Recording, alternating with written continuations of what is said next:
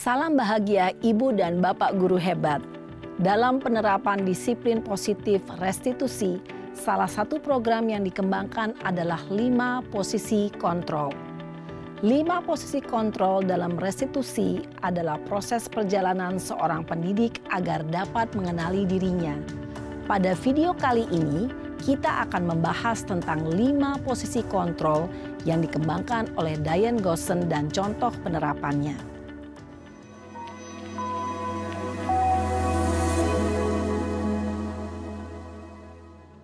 5 posisi kontrol itu adalah 1. Posisi penghukum. 2. Posisi pembuat merasa bersalah. 3. Posisi teman. 4. Posisi pemantau atau monitor. Dan 5. Posisi manajer. Untuk lebih memahami kelima posisi tersebut, mari kita saksikan kasus Naren yang terlambat hadir 20 menit di sekolah dan melihat bagaimana kelima posisi kontrol dalam menghadapi masalah tersebut.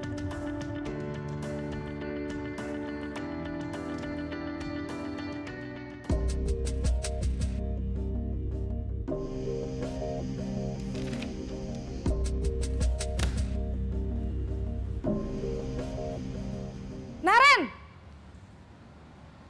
Sini kamu! Selamat pagi, Bu. Selalu terlambat. Kamu deh, pasti terlambat. Maaf, Bu. Saya... Apa? Apa coba? Alasan kamu apa lagi? Kapan sih kamu tidak terlambat? Malas sekali ya kamu jadi anak. Saya... Dasar pemalas. Gak kapok-kapok sih kamu. Sudah berapa kali terlambat? Sana. Kamu keliling lapangan basket 2 kali. Kenapa saya harus keliling lapangan basket, Bu? Kenapa? Kamu mau lawan ibu? Berani-beraninya jawab. Sudah terlambat, masih berani jawab pula. Sekarang, keliling lapangan basket 5 kali sekalian. Biar kapok. Cepat. Pergi sana ke lapangan basket. Posisi penghukum biasanya berbicara dengan nada tinggi, menghardik, menunjuk-nunjuk, menyakiti, dan menyindir. Hukuman bisa berupa fisik maupun psikis. Ibu dan Bapak guru hebat, dampak yang terjadi pada murid ketika guru berada pada posisi penghukum adalah murid cenderung akan memberontak, bahkan menyimpan dendam.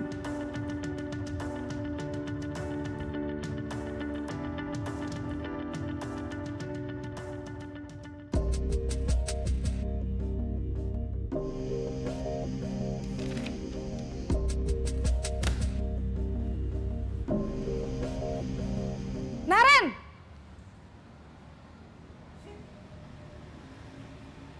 Selamat pagi, Bu. Naren. Kamu kenapa terlambat lagi, nak? Ya Tuhan, Naren. Kamu senang ya bikin ibu susah ya? Kalau kamu terlambat lagi, nanti ibu yang ditegur Bapak Kepala Sekolah, nak. Disangka ibu tidak bisa membina kamu. Duh, gimana ini?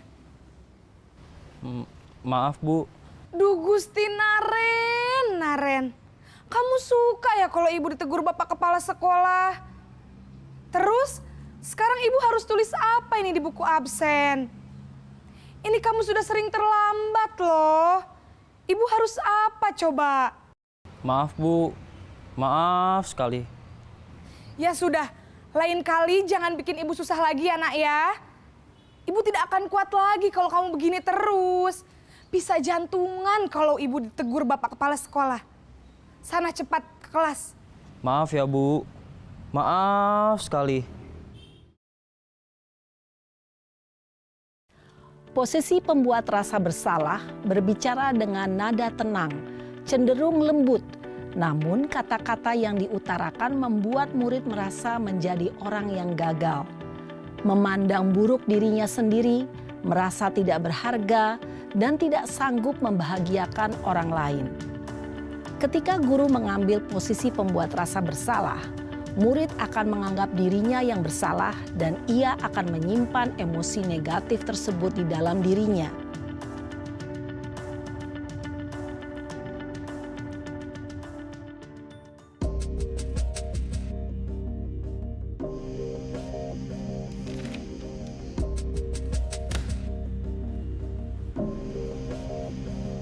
Naren!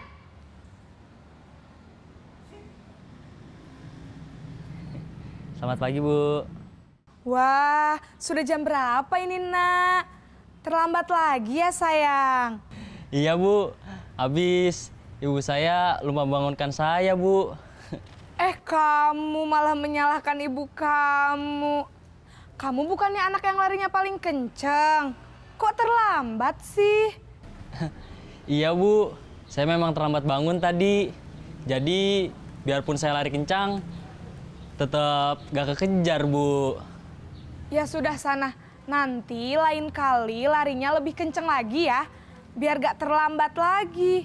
Bikin seneng ibu, demi ibu. Bisa kan? Bisa lah, Bu. Ya sudah sana masuk kelas. Ibu beresin urusan absen kamu. Kamu ini ada-ada saja. Dalam posisi teman, guru berbicara dengan nada suara ramah, akrab, cenderung bersenda gurau untuk menjaga suasana tetap santai. Murid akan merasa senang, aman, dan akrab dengan guru. Identitas yang tercipta adalah identitas sukses atau berhasil. Namun, perlu diingat, karena ini masih dorongan eksternal, maka ada faktor ketergantungan dari murid kepada orang tertentu. Di sini, guru absennya, sehingga di lain waktu, murid bisa berperilaku baik, namun hanya kepada orang-orang tertentu saja.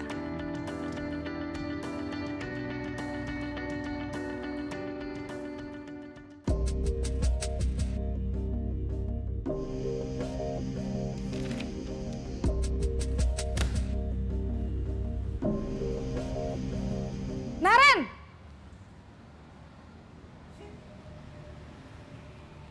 Selamat pagi, Bu. Naren, apa peraturan sekolah kita tentang jam berapa kita harus masuk sekolah, Nak?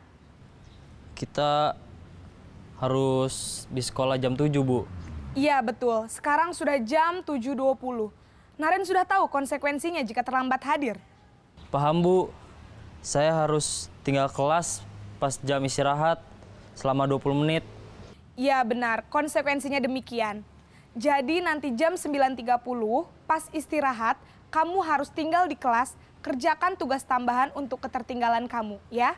Baik, Bu. Posisi pemantau mengandalkan penghitungan atau data untuk mengontrol murid.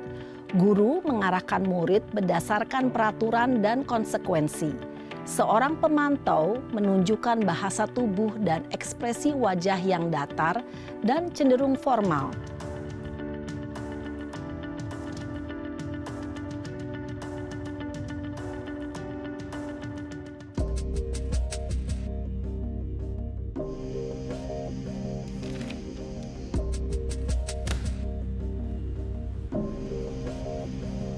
Naren!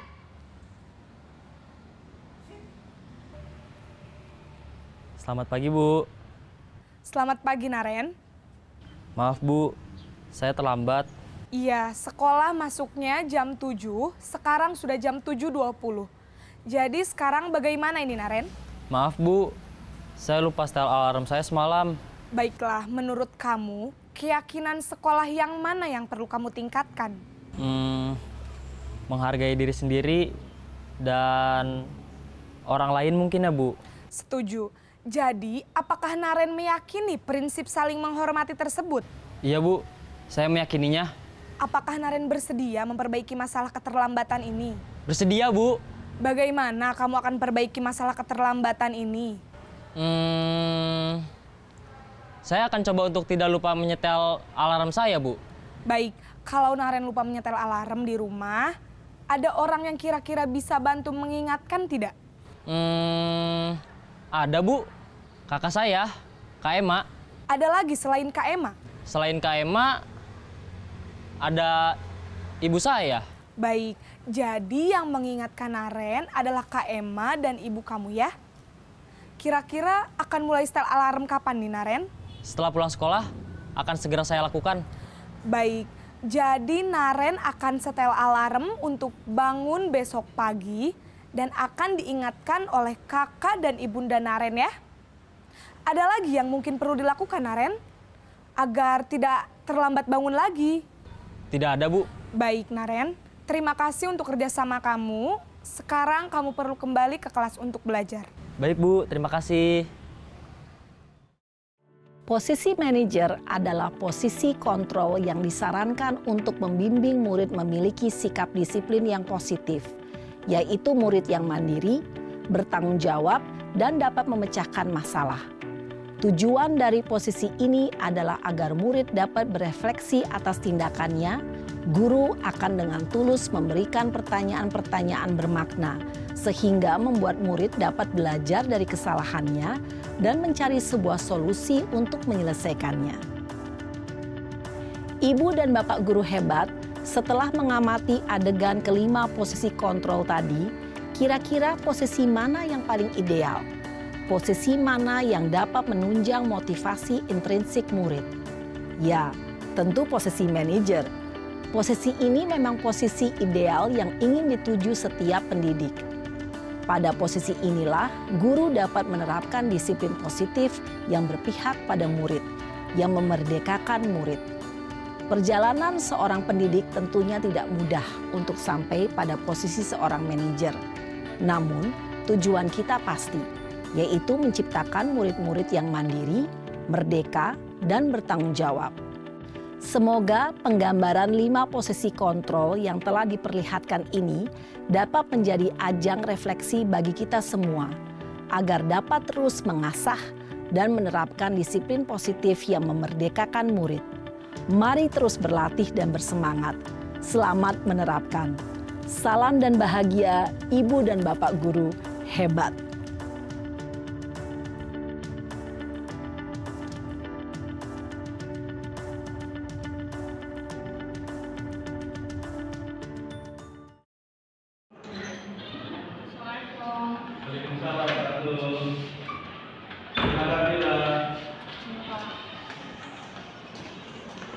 Silakan dulu.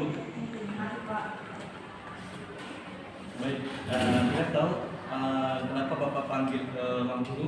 Nggak tahu Pak, tapi tadi ada yang tahu Bapak manggil saya ke ruang guru. Oh baik, pertama Tira pas ketika Bapak sedang menerangkan kegiatan belajar mengajar, Tira ketahuan Bapak makan di dalam kelas.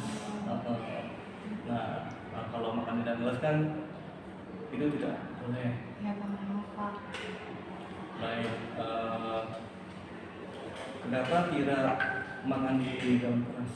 Iya Pak, maaf tadi saya belum sempat sarapan, terus saya sakit jadi saya makan di kelas buat meredain rasa sakit perutnya Pak. Baik. Tadi pagi Tira nggak sarapan? Iya Pak, tadi pagi saya kesiangan jadi nggak sempat untuk sarapan di rumah. Bangun jam berapa Tira? Tadi saya bangun jam 6 pagi Pak. Oh, baik. Tira tahu kan kesepakatan dengan kelas kita ketika dalam kelas dan KBM siapapun gurunya ya siswa dan siswi dilarang untuk makan di dalam kelas. Iya Pak, saya tahu. Itu saya tahu, maaf saya sudah melanggar aturan tersebut Pak. Saya nggak akan ulangi lagi Pak. Baik, sebenarnya Bapak maklumi karena dari keterangan Tira tadi tidak sarapan ya karena buru-buru. Sebenarnya itu tidak boleh dilakukan. Namun Bapak maafkan karena baru terjadi kali ini. Tira untuk berikutnya semoga Tira tidak melakukan makanan keras. Iya Pak, nggak bakal saya ulangi lagi ya Pak. Ini untuk pertama dan terakhir kalinya Pak. Baik, terima kasih kesempatan kelas kita kan, keyakinan kelas kita kan sudah ada tuh poinnya tuh ya, Iya, tidak Pak. boleh makan di dalam kelas. Untuk makan di dalam kelas dapat bagaimana ya Pak? Ini jadi saya dihukum Pak. Tidak, sebenarnya tidak dihukum, hanya diberikan peringatan aja untuk tidak dilakukan lagi, karena memang setiap manusia itu yang salah. Ya, untuk bertanya, kita bersama-sama siswa-siswi kelas 11K untuk ketika belajar tidak boleh makan dan gelas. Ya Pak. Dan ada waktunya pas istirahat. Ya Pak, maaf ya Pak. Iya. Saya Baik, ya. makan. Baik, terima kasih Tira. Ya, silakan. terima kasih ya, Kak. Assalamualaikum. Waalaikumsalam, Tira. Assalamualaikum warahmatullahi wabarakatuh. Halo teman-teman, nama saya Tira Ajalia. Saya kelas 11K berasal dari SMA Negeri 8 Kota Bekasi. Di sini saya ingin mengucapkan terima kasih kepada Pak Ade atas bimbingannya kemarin yang memanggil saya karena saya telah melanggar peraturan yaitu memakan makanan saat jam pelajaran. Atas bimbingannya saya tidak melakukan hal tersebut lagi dan saya menaati semua peraturan-peraturan yang ada di kesepakatan kelas. Terima kasih. Assalamualaikum. Ya, silakan. Silakan Ami. Terima kasih Ami sudah bersama guru. Ya, Ami tahu nggak Bapak panggil tuan guru? Baik, ada informasi Ami ketika masuk di sekolah Ami terlambat. Kan kita masuk jam 7 ya, kenapa jam 7.15 Ami baru datang? Karena tadi pagi saya bangun kesiangan Pak. Siangan. Orang tua, kakak sama adik ada? Ada tidur kakak saya, terus orang tua saya udah berangkat kerja. Semalam Ami tidur jam berapa? Semalam saya tidur jam 12 malam. Saya bantuin orang tua saya bikin. Oh, luar biasa. Positif itu bantu orang tua. Karena Ami kan posisinya kan masih sekolah kan ya. Itu terima kasih udah Ami udah kan Ami kan statusnya masih pelajar. Bisa kan Ami tidak terlambat untuk sekolah? Kedepannya saya akan usahakan tidak terlambat. Saya akan tidur lebih awal dan tidak bangun kesiangan. Baik, kesepakatan kelas kita kan, sekolah kita kan masuk jam 7 ya. Kami masih terlambat 15 menit. Untuk besok, kami jangan lupa mengaktifkan alarm atau minta tolong atau bangunkan orang tua atau adik atau kakak untuk besok paginya kami bisa berangkat ke asik tidak terlambat. Baik, karena kami sudah jujur dan memberikan alasan, itu termasuk juga hal yang tidak positif, tapi Bapak karena kami sudah jujur ya, kami Bapak maafkan. Nanti kita bersama-sama siswa yang lain juga harus setuju masukan. Insya Allah bisa berubah untuk kedepannya. Sukses selalu buat kami. Terima kasih Bapak. Baik kami. Terima kasih ya. Nama saya Ami Devina dari kelas 11K. Saya berasal dari SMA 8 Bekasi. Saya ingin mengucapkan terima kasih kepada Pak Ade karena kemarin telah memanggil saya karena saya melakukan kesalahan yaitu terlambat datang ke sekolah 15 menit. Semenjak hari itu saya tidak mengulangi lagi kesalahan saya untuk datang terlambat ke sekolah dan tidur lebih awal dari biasanya. Terima kasih Pak Ade. Bismillahirrahmanirrahim. Assalamualaikum warahmatullahi wabarakatuh. Waalaikumsalam warahmatullahi wabarakatuh. Baik, terima kasih teman-temanku, Bapak guru hebat, rekan sejawat, yang diwakilkan Bapak kepala sekolah, Bapak Madrasah Susanto SPD MPD yang diwakilkan oleh Bapak Eko SPD dari kurikulum. Sebelum saya memulai untuk pengibasan, ya di modul 1.4 tentang budaya positif. Ya di sini saya sebagai calon guru penggerak Angkatan 10 Kota Bekasi yang ingin mempresentasikan pengibasan budaya positif yang ada di SMK Negeri 8 Kota Bekasi. Sebelum dimulai ada sedikit yel yang terkenal dari program guru penggerak, yaitu salam guru penggerak, bergerak menggerakkan.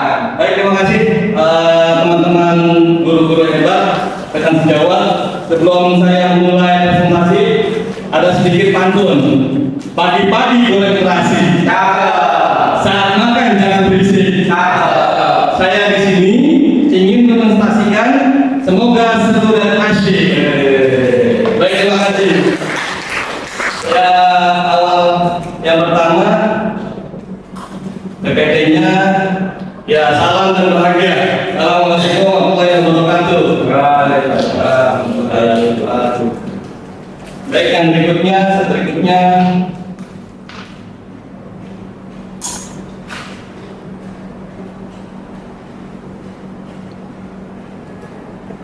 baik, pengibasan modul 1.4 program guru penggerak. Baik, yang pertama di sini modul 1.4 budaya positif, ya, eksplorasi konsep, terdiri dari 6 dimensi. Yang pertama itu perubahan paradigma dari stimulus respon ke teori kontrol. Yang kedua, kebutuhan dasar manusia. Yang ketiga, arti disiplin dan 3 motivasi perilaku manusia. Yang keempat, keyakinan kelas, hukuman dan penghargaan. Yang kelima, posisi kontrol. Dan terakhir, pendidikan institusi. Baik, di sini Bapak Ki Hajar Dewantara mengutamakan atau berkata budaya positif atau resiliensi positif. Kita ambil contoh perbandingannya dengan hidup tumbuh-tumbuhan seorang petani. Dalam hakikatnya sama kewajibannya dengan seorang pendidik. Yang menanam padi misalnya hanya dapat menuntun tubuh padi, dia dapat memperbaiki kondisi tanah, memelihara tanaman padi, memberi pupuk dan air, membahas ulat-ulat atau jamur-jamur yang mengganggu hidup tanaman padi dan lain sebagainya. Ki Hajar Dewantara dengan dasar-dasar pendidikan. Baik, di sini bahwasanya kita sebagai pendidik, ya, untuk murid atau pendidik itu kita tuntut Bapak-bapak, ya, tuntun gimana mereka ke arah masa depan, ya. Sebagai seorang pendidik kita menuntun mereka untuk mencapai masa depan mereka untuk meraih kesuksesan. Baik, berikutnya, baik di sini dari Pak Hadir, ya, perubahan paradigma stimulus respon dan kontrol. Bisakah kita mengontrol seorang? Ya, ternyata kita bisa mengontrol seorang, Bapak-bapak. Ya, di sini ada dua dimensi, stimulus respon dan teori kontrol. Untuk stimulus respon kita mencoba mengubah orang agar berpandangan sama dengan kita. Yang kedua, perilaku buruk dilihat sebagai suatu kesalahan. Yang ketiga, orang lain bisa mengontrol saya bisa mengontrol orang lain. Kemudian yang kelima, pemaksaan ada pada saat didudukan gagal. Terakhir, model berpikir menang atau kalah.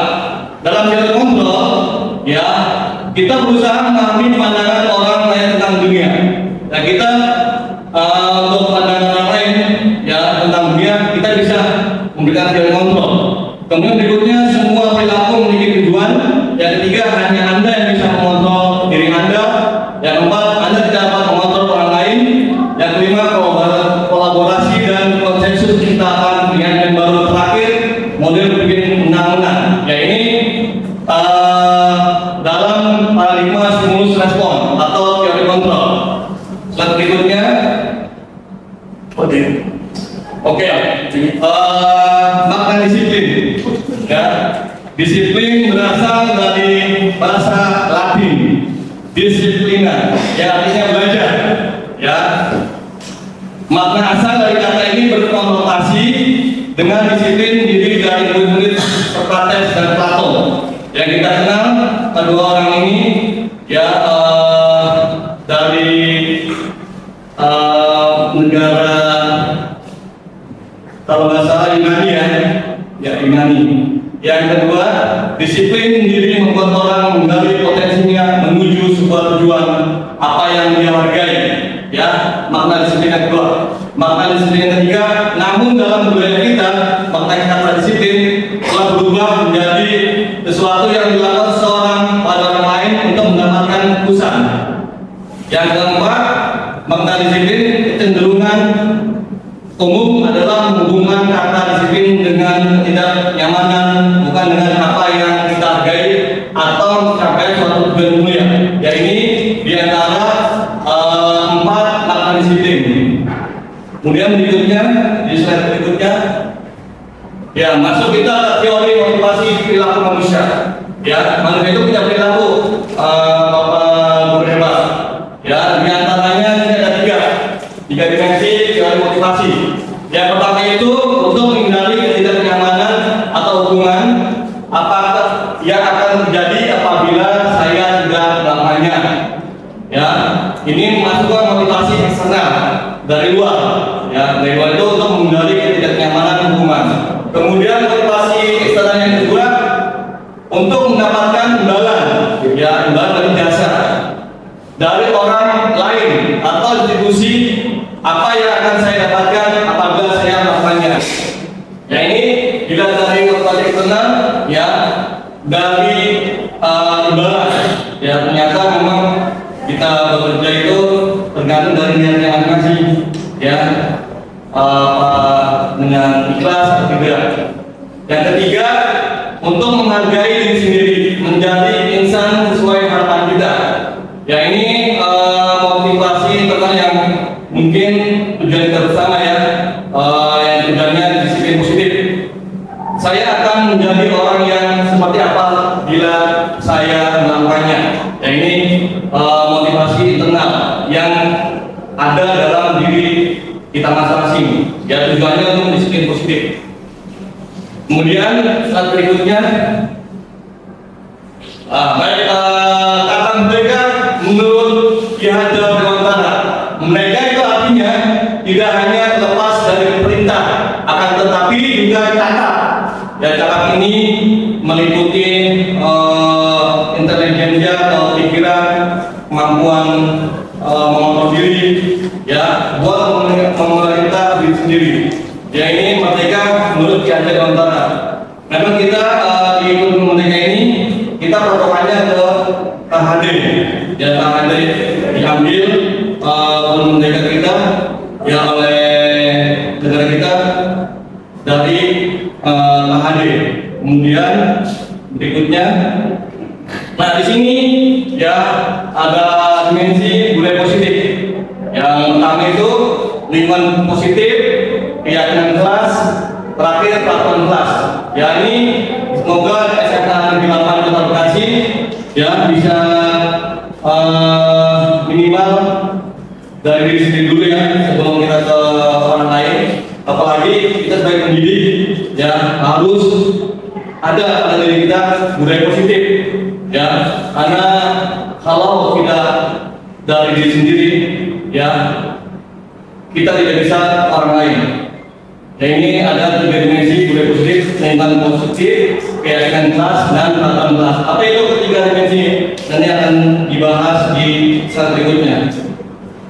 Baik, di sini keyakinan kelas, hukuman dan penghargaan.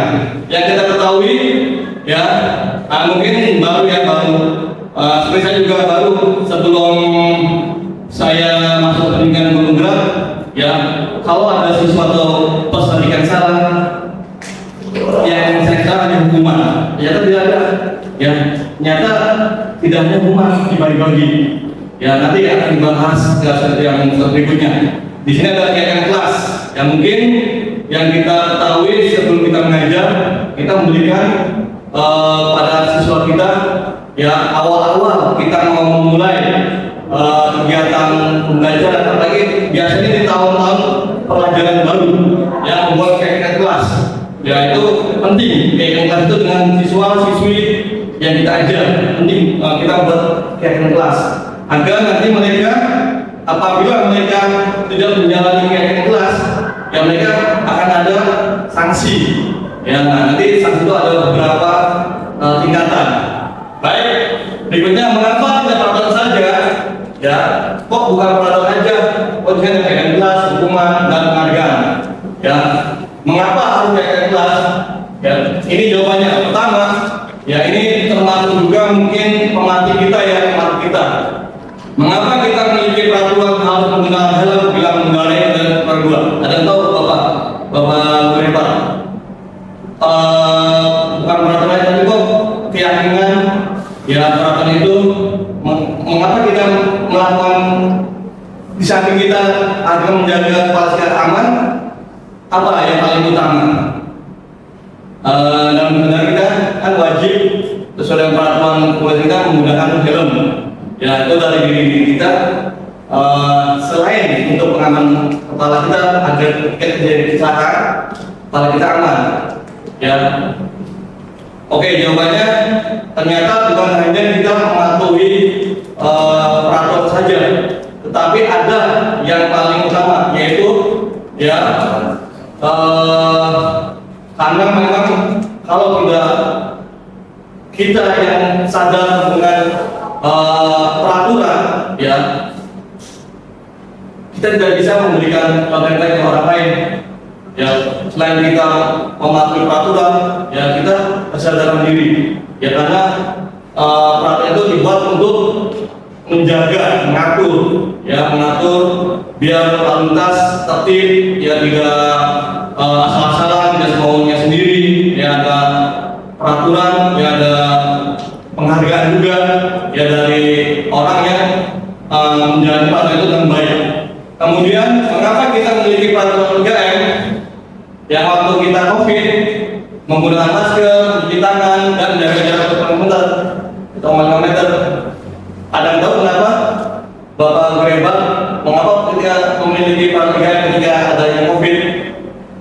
Selain kita menjaga kesehatan, ya tidak tertular ke orang lain, ya karena memang itu ada dampak positifnya ketika kita menggunakan masker. Ya selain untuk kita sendiri kepada orang lain, ya dengan kita menggunakan masker, kita juga mengikuti peraturan pemerintah, kita juga menjaga diri kita dari berbagai penyakit pada orang lain juga. Kemudian yang ketiga, mengapa kita memiliki peraturan harus datang tepat waktu pada saat mengikuti pelatihan? Ya, karena apabila kita datanya telat, ya oke, ilmunya kita hanya dapat setengah-setengah. Kalau kita datang tepat waktu, kita mendapatkan ilmu yang banyak. Ya, untuk mendukung motivasi intrinsik, ya itu yang datang dari dalam. Kembali ke nilai-nilai keyakinan lebih menggunakan seorang dibandingkan mengikuti serangkaian peraturan-peraturan. Ya ini dari keyakinan kelas, hukuman dan penghargaan. Dan berikutnya, baik di sini yang saya buat di modul 1.3 keyakinan kelas SMA Negeri 8 Kota Bekasi. Yang pertama itu bertakwa kepada Tuhan Yang Maha Esa. Ya ini paling utama ya, Bapak Ibu guru dan Bapak Guru Hebat, yang bertakwa kepada Tuhan Yang Maha Esa. Yang kedua, ya keyakinan kelas berakhlak mulia. Ya, ini yang siswa-siswi SMA Negeri 8 Kota Bekasi yang mempunyai selain pengetahuan yang bagus, attitude, ya akhlak. Karena zaman sekarang akhlak semuanya mayoritas untuk saat ini terjadi dekadensi moral, ya sudah agak terkikis akhlak mulia.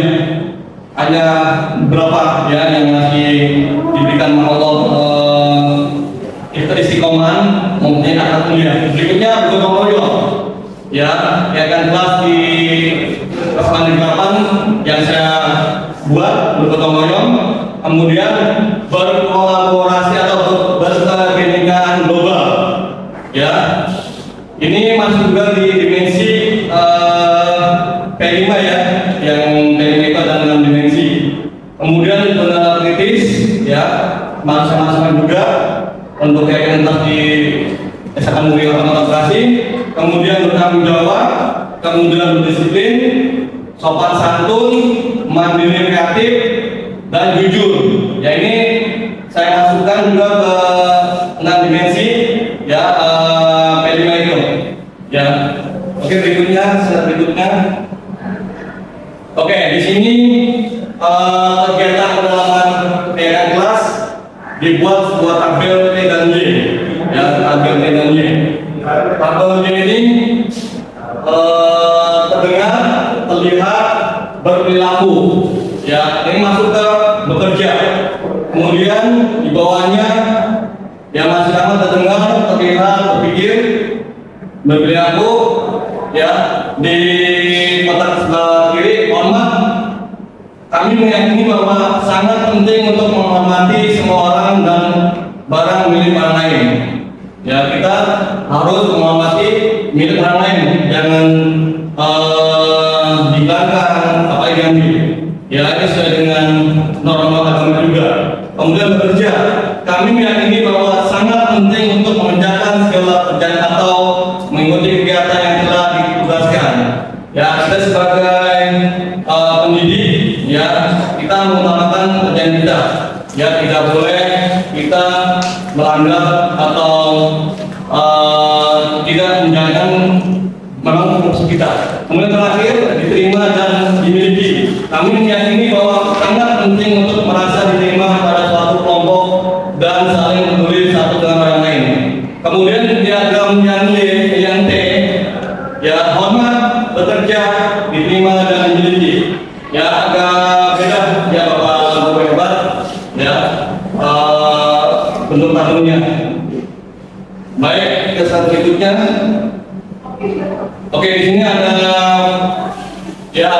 peraturan keyakinan kelas nilai kebajikan yang dituju. Nah, peraturan ya selalu kembalikan buku ke tempatnya. Ini masuk ke ranah tanggung jawab. Mana keyakinan kelas atau nilai kebajikan yang dituju itu tanggung jawab. Ya, karena kita menjemput, kita tanggung jawab. Ya, kembalikan ke tempatnya. Kemudian kedua, dilarang mengganggu orang lain. Ya, masuk ke ranah keyakinan kelas menghormati orang lain dan diri sendiri. Ya, kemudian hadir di sekolah 15 menit sebelum pembelajaran dimulai. Ini masuk ke ranah menghormati orang lain, komitmen pada tujuan. Ya, kita berkomitmen ya hadir di sekolah 15 menit itu suatu keyakinan kelas yang berhubungan dengan orang lain. Ya, kita harus komitmen, kita jaga supaya kita tidak terlambat. Kemudian dilarang melakukan kekerasan. Ya, ini masuk ke ranah keyakinan kelas keselamatan menghormati orang lain. Ya, kita dilarang melakukan kekerasan, masuk ke keyakinan menghormati orang lain. Kemudian dilarang menggunakan narkoba. Yang masuk ke ranah keyakinan kelas kesehatan. Bergantian atau menunggu giliran. Yang masuk ke keyakinan kelas menghormati orang lain, kesabaran. Kemudian berikutnya gunakan masker. Yang masuk ke kesehatan dan keselamatan. Ya, selain kesehatan masuk keselamatan untuk diri sendiri dan orang lain. Terakhir, jangan berlari di kelas atau koridor. Ya, ini membahayakan. Berarti masuk keselamatan dan keamanan. Ya, ini diantara keyakinan kelas atau kebajikan yang dituju. Ya, peraturan yang biasa diberlakukan di sekolah setiap sekolah yang ada di seluruh Indonesia. Kemudian berikutnya, nah di sini ya hukum dan penghargaan. Ya, dihukum oleh penghargaan. Di antaranya pengaruh jangka pendek dan jangka panjang. Ya, nanti kalau akan ada penjelasannya di slide berikutnya. Berikutnya penghargaan penghukum. Yang ketiga penghargaan mengurangi ketepatan. Yang keempat penghargaan tidak efektif. Terakhir penghargaan merusak hubungan. Yang ini diantara dihukum oleh penghargaan. Masuk ke poin-poin dihukum oleh penghargaan. Slide berikutnya. Nah, di sini ada ya suatu tindakan yang biasa terjadi di dalam kelas kita. Apakah masuk ke hukuman atau sanksi atau konsekuensi? Yang pertama, tindakan guru mencatat sekali di dalam buku kalimat.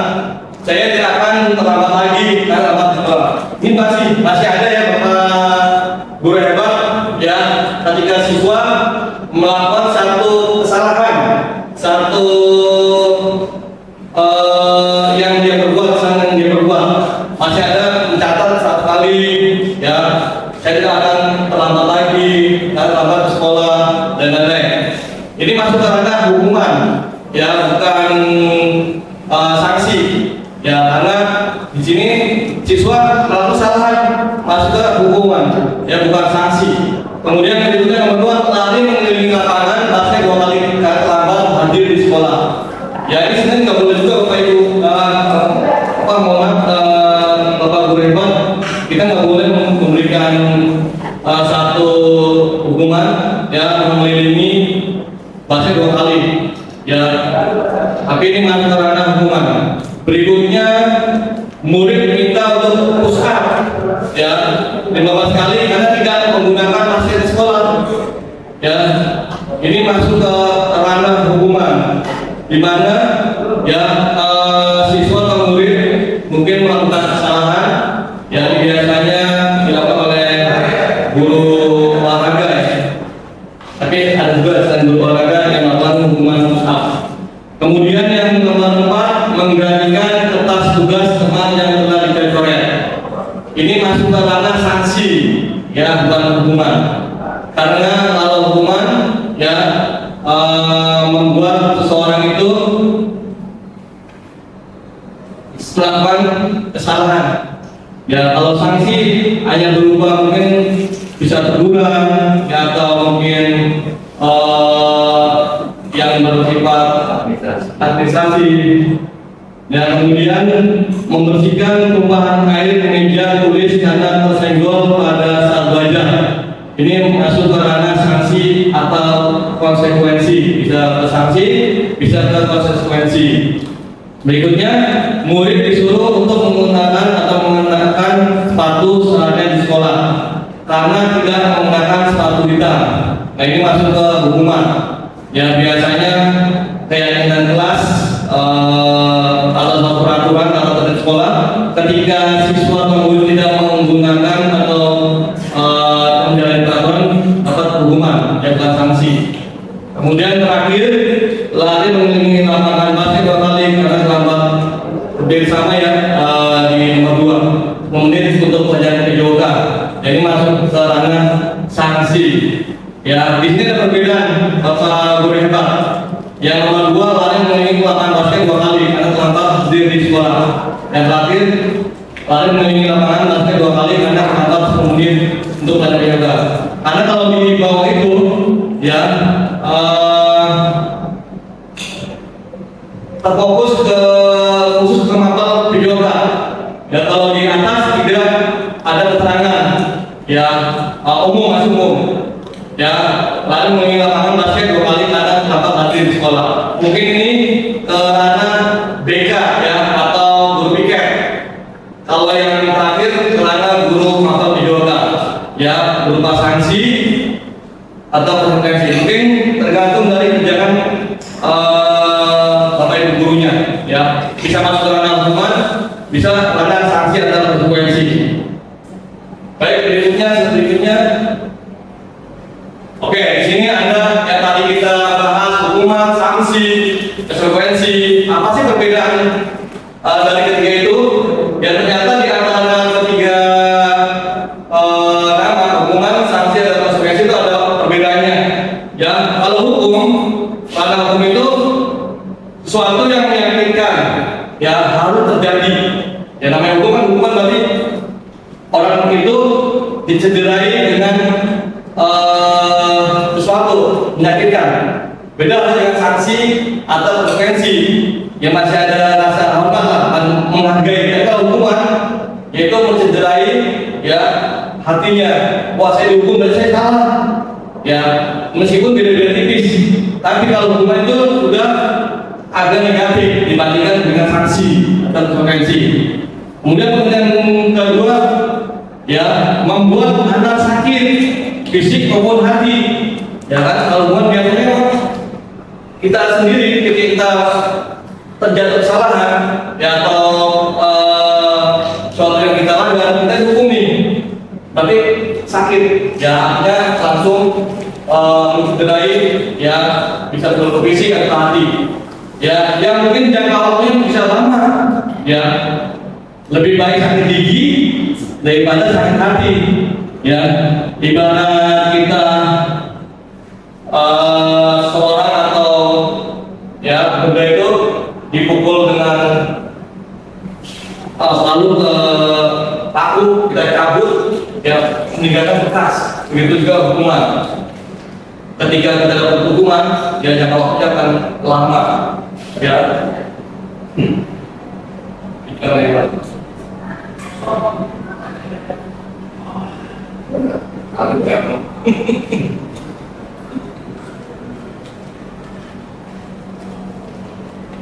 Oke, kemudian anak membenci ya kedisiplinan. Ketika dia udah berhubungan, anak membenci kedisiplinan. Yang harusnya kedisiplinan itu terbentuk ya karena dia mendapatkan hukuman, bukannya dia sadar, tapi biasanya karena membenci ya. Nah, kalau diberikan sanksi atau konsekuensi, anak menghargai disiplin ya. Memang agak tipis, tapi kalau bukan kayaknya maknanya konotasinya berat ya, sanksinya berat atau mungkin negatif dibandingkan sanksi atau konsekuensi. Kemudian kalau hukuman itu paksakan ya, bukan memberikan stimulus atau rangsangan. Beda halnya dengan sanksi atau konsekuensi. Sanksi atau konsekuensi itu masuk ke stimulus, artinya anak gimana ya tidak merasa sakit gitu, memberikan rangsangan sebuah stimulus. Oh ya, saya dapat sanksi nih, saya harus menghindari ya. Jadi stimulus rangsangan biar anak bisa berubah dari sakit hati. Kalau hukuman berarti dipaksa yang memaksakan, jadi jatuhnya sakit. Kemudian mendorong anak menyakiti diri sendiri ya. Hukuman itu menyakiti diri sendiri karena dia salah, merasa salah, dihukum ya. Mungkin kalau dia merasa terlalu dalam bisa marah ya, bisa mengakibatkan, bisa stres ya, bisa mengakibatkan dia banyak mikir, kalau mikir jadi prestasi belajarnya turun ya. Beda dengan sanksi atau konsekuensi ya, justru malah mendorong anak agar mudah menyesuaikan diri kalau kita jatuhkan sanksi atau konsekuensi ya. Berikutnya yang hukuman konsep diri yang buruk ya. Hukuman itu konsep diri yang buruk ya, karena memang ya kita ketahui dari poin-poin itu ya, kalau hukuman ya konsekuensinya buruk ya. Kemudian kalau sanksi ya konsepnya diri yang baik karena bisa berubah ya, karena memberikan stimulus, pasangan untuk mereka berpikir. Beda dengan hukuman. Hukuman berarti dia merasa bersalah. Kalau udah dihukum dia merasa bersalah, mungkin dia semakin ya makin turun, down, bisa stres ya. Kemudian anak yang hukuman, anak belajar itu menyembunyikan kesalahan ya. Dalam hukuman anak belajar untuk menyembunyikan kesalahan. Yang sanksi anak belajar untuk mematuhi peraturan ya, karena dirangsang agar anak bisa mematuhi atau melaksanakan hukuman atau peraturan ya. Kemudian yang terakhir, marah, merasa bersalah, dipermalukan, merasa tak dihargai ya, apalagi kalau di depan umum ya, diberikan hukuman pusat ya. Kemudian anak punya salah nih, dilihat di depan bapak ibu guru pusat ya, dia merasa ya sangat besar sekali ya, malu ya, kecuali kalau dipanggil. Memang ada kondisi tertentu ya, ada yang bisa di kamar mata, ada memang boleh berhak. Ingat kembali lagi ke efeknya anak tersebut. Kalau sanksi atau konsekuensi hanya kehilangan hak ya, hanya kehilangan hak, dibuat tidak nyaman ya, kemudian diasingkan untuk sementara waktu ya. Kalau dia dapat sanksi ya hanya kehilangan haknya dia ya, dia juga mungkin hanya sebentar bisa sembuh dibandingkan hukuman ya. Ini antara hukuman dan sanksi atau konsekuensi. Kita perlu berdalamnya. Kemudian selanjutnya, oke, di sini ada 5 fungsi kontrol, yaitu motivasi, identitas gagal, kemudian identitas berhasil, sukses, identitas berhasil atau sukses. Ya, ini bisa dilihat Bapak Guru hebat ya. Ada identitas gagal itu adalah penghukum, membuat orang merasa bersalah. Kemudian kalau dilihat identitas berhasil atau sukses, teman, ya bisa jadi teman, hukuman bisa jadi teman, bisa jadi pemantau. Kemudian terakhir identitas berhasil atau sukses, untuk proyek sendiri bisa jadi manajer. Apa sih maksudnya? Ya nanti akan ada video teman-teman, ya kita akan bersama-sama. Ya apa sih yang dimaksud dengan penghukum, pembuat orang merasa bersalah, teman, kemudian pemantau, ya manajer. Yang paling bagus di antara 4 itu adalah manajer, ya manajer. Nanti akan ada video ketika seorang siswa ya datang terlambat ke sekolah. Ya ada tipe-tipe setiap guru ketika memberikan hukuman atau sanksi. Ya nanti akan kita lihat. Ini poin-poinnya, silakan untuk menghemat waktu. Nah, masuk ke poin berikutnya, restitusi. Ya, nanti akan dikenal dengan segitiga restitusi. Ya. Nah, restitusi adalah proses menciptakan kondisi bagi murid untuk memperbaiki kesalahan mereka sehingga mereka bisa kembali pada kelompok mereka dengan karakter yang lebih kuat. Ya, Gosen 2004. Ya, itu konten restitusi. Jadi ketika anak atau siswa atau murid itu bersalah, ya mereka langsung memperbaiki kesalahannya sehingga mereka kembali ke komunitas mereka, kelompok mereka, tidak semakin jauh.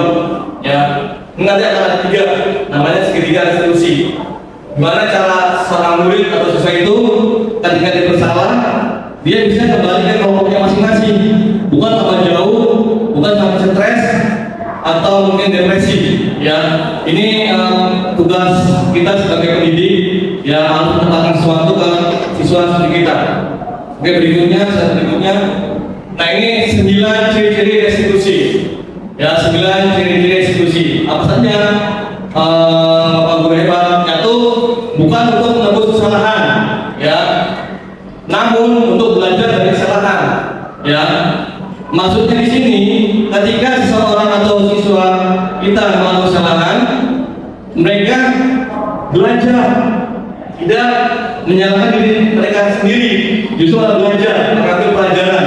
Ya, dari kesalahan yang mereka lakukan. Jadi bukan mereka membuat mereka lari jauh, ya, tapi mereka belajar dari yang mereka melakukan kesalahan. Ya, dijadikan pembelajaran. Karena itu jadi pembelajaran.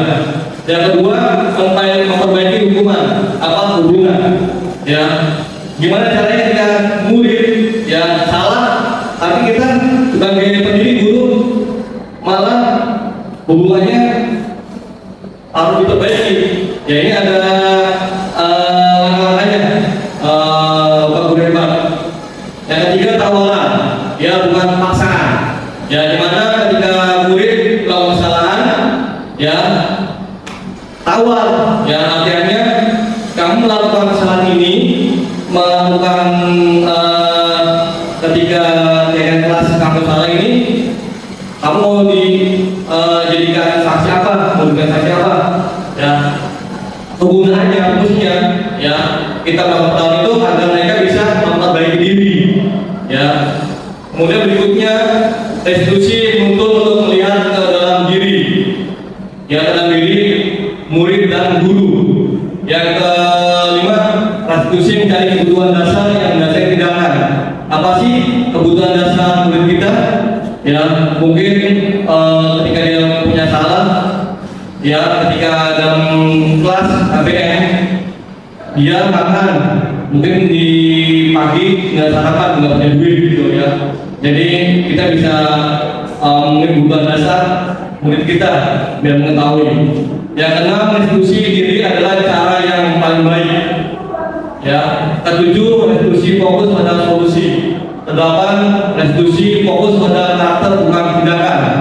Dan ini yang sekarang lagi dijadikan poin besar di pendidikan kita, pendidikan berkarakter. Gimana caranya kita sebagai pada peserta didik kita agar lebih baik ke depan. Terakhir, 9 institusi mengembalikan murid yang berbuat salah pada kelompoknya. Ya ini tugas yang mulia ini. Ketika seorang murid melakukan kesalahan atau bersalah, ya dia buru-buru cepat-cepat kembali ke kelompoknya. Ya kelompok yang baik, ya tidak kembali ke kelompok yang tidak baik. Ya ini sebagai ciri-ciri institusi. Kemudian slide berikutnya. Nah ini untuk gambaran tabel. Ya nanti dari gambar ini akan saya putarkan sebuah film ya tentang apa sih segitiga institusi itu. Ya sekarang di program pendidikannya Pak Nadiem Makarim ya. Di sini segitiga institusi yang mungkin nanti juga dibahas sama Kombel SMA Negeri 8 Kota Bekasi yang insya Allah dijual malam Sabtu itu ya segitiga institusi Pak Haji.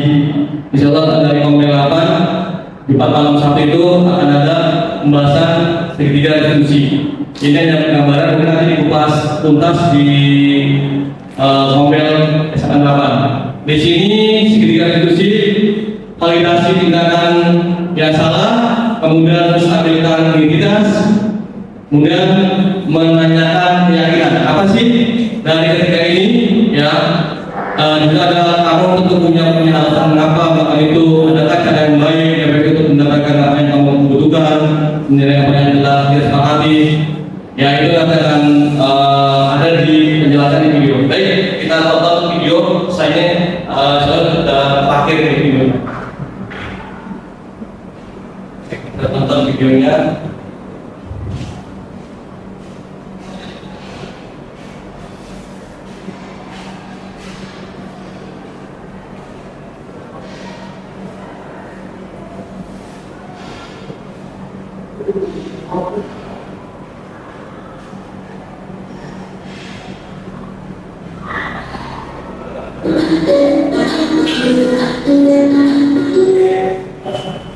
Salam bahagia Ibu dan Bapak Guru hebat.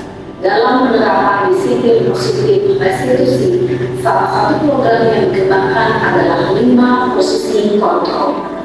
5 posisi kontrol dalam restitusi adalah proses perjalanan seorang pendidik agar dapat mengenali dirinya. Pada video kali ini, kita akan membahas tentang 5 posisi kontrol yang dikembangkan oleh Diane Gosser dan contoh penerapannya.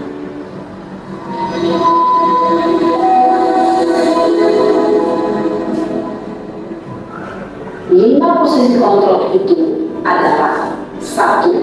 Posisi penghukum, 2. Posisi pembuat merasa bersalah, 3. Posisi teman, 4. Posisi memantau atau monitor, dan 5. Posisi manajer. Untuk lebih memahami kelima posisi tersebut, mari kita saksikan kasus Naren yang terlambat hadir 20 menit di sekolah dan melihat bagaimana kelima posisi kontrol dalam menghadapi masalah tersebut.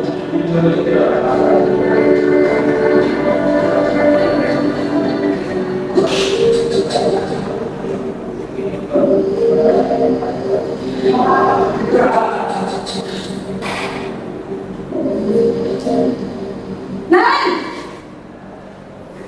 Sini kamu! Selamat pagi Bu. Selalu terlambat. Kamu deh, pasti terlambat. Maaf Bu, saya Apa? Apa coba? Alasan kamu apa lagi? Kapan sih kamu tidak terlambat? Malas sekali ya kamu jadi anak. saya Dasar pemalas. Gak kapok-kapok sih kamu. Sudah berapa kali terlambat? Sana, kamu keliling lapangan basket 2 kali. kenapa saya harus keliling lapangan basket Bu? Kenapa? Kamu malah ibu. Berani-beraninya jawab. Sudah terlambat, masih berani jawab enggak? Sekarang, keliling lapangan basket 5 kali sekalian. Biar kapok. Cepat. Pergi sana lapangan basket. Posisi penghukum biasanya berbicara dengan nada tinggi, menghakimi, menunjuk-nunjuk, menyakiti, dan menyindir. Hukuman bisa berupa fisik maupun psikis. Ibu dan Bapak Guru hebat, dampak yang terjadi pada guru ketika guru berada pada posisi penghukum adalah mulai cenderung akan memberontak, bahkan menyimpan dendam. Baik, nanti bisa saya kirimkan videonya sudah jam 10 mau ke juga. Iya belum masuk. Yang dibilang apa? Kau kan sana lagi.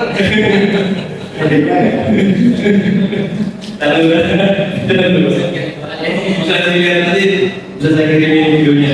Taruh di luar kan boleh ya. Ada tuh yang juga itu. Kamu tenang, jangan masuk sana. Masih tiket sebenarnya. Pak, kalau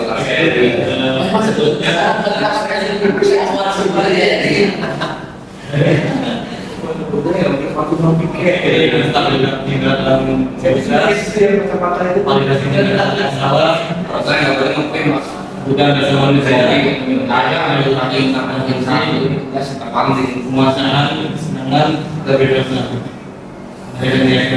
ada tadi ada yang katanya kurang ya, yang ada yang pakai sepatu di sekolah itu. ada Masa pakai sepatu seharian itu tidak pakai sepatu lagi maksudnya? sih ya. Iya, mau Ini nanti dari kami mungkin bisa kita kerjakan nanti baik, terima kasih. Baik, terima kasih banyak atas dan Bapak Guru hebat. Mungkin sekian presentasi yang saya presentasikan. Jadi mohon maaf butuh waktu. Ya, alhamdulillah sudah selesai. Masih Bapak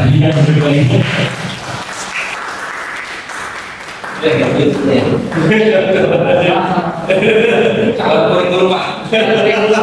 bisa aja.